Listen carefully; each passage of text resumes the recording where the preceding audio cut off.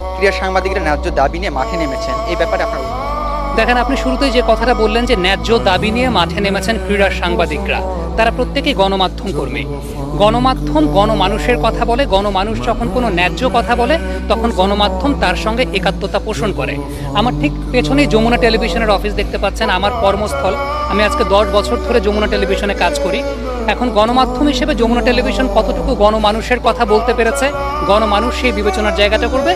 গণমাধ্যম কর্মী হিসেবে আমরা সরাসরি নিজেদের অবস্থান নিয়ে কথা বলতে পারি না কিছু প্রোটোকলের জন্য, কিন্তু আমরা প্রশ্ন করতে পারি। আমরা প্রশ্ন করতে পারি রাষ্ট্রের কাছে, আমরা প্রশ্ন করতে পারি গণমানুষের কাছে। সেই জায়গা থেকে আমাদের প্রশ্নের জায়গাটা যেখানে, তা হচ্ছে আজকে ছোট্ট একটা ছেলে যার ফুটবলার হওয়ার স্বপ্ন ছিল, আমি দেখলাম আমিনুল ইসলাম কারখানায় কাজ করে, তার পাশাপাশি ফুটবল খেলে, ওকে নিয়ে আজকে আমার প্রতিবেদন তৈরি করার কথা।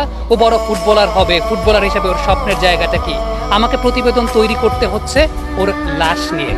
আজকে ঢাকা রেসিডেন্সিয়াল মডেল কলেজের ফাইয়াজ নামের যে ছেলেটা নিহত হয়েছে, ওদের ব্যাচকে নিয়ে গেল কদিন আগেই অনফিল্ডের পর্দাতেই আমরা একটা কন্টেন্ট করেছিলাম ওদের ফুটবল খেলা নিয়ে। আজকে আমাকে কথা বলতে হচ্ছে ওর মৃত্যু নিয়ে। আমার প্রশ্নের জায়গা একজন গণমাধ্যম কর্মী হিসেবে, কেন আজকে স্বাধীন বাংলাদেশে ফাইয়াজের মৃত্যু নিয়ে, আমিনুলের মৃত্যু নিয়ে আমাকে কথা বলতে হচ্ছে? ইউনিসেফের হিসেব মতে গেল কদিনে 36 জন শিশু প্রাণ হারিয়েছেন। ইউনিসেফের তথ্য মতে 36 জন শিশু যাদের বয়স 18-র নিচে প্রাণ হারিয়েছেন।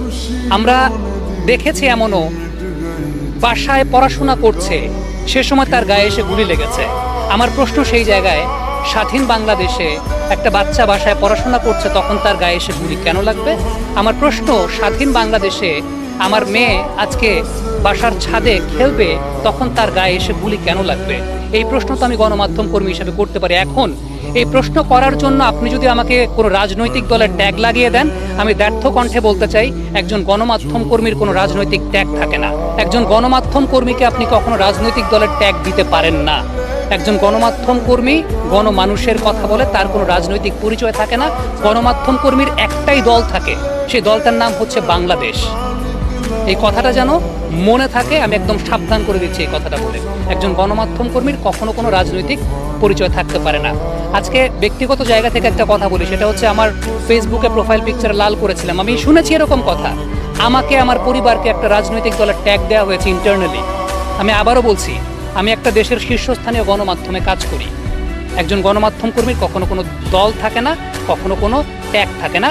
গণমাধ্যম কর্মী হিসাবে আমরা প্রশ্ন করতে পারি, সেই প্রশ্নটাই আমি করার চেষ্টা করছি, সেই প্রশ্নটাই আমি করছি যে আজকে যখন আমার মেয়ে, আমার ছেলে বাসায় পড়াশোনা করছে, সে সময় তার গায়ে এসে গুলি কেন লাগবে? আজকে কি 1971 সালে 30 লক্ষ শহীদ প্রাণ দিয়েছেন এর জন্য?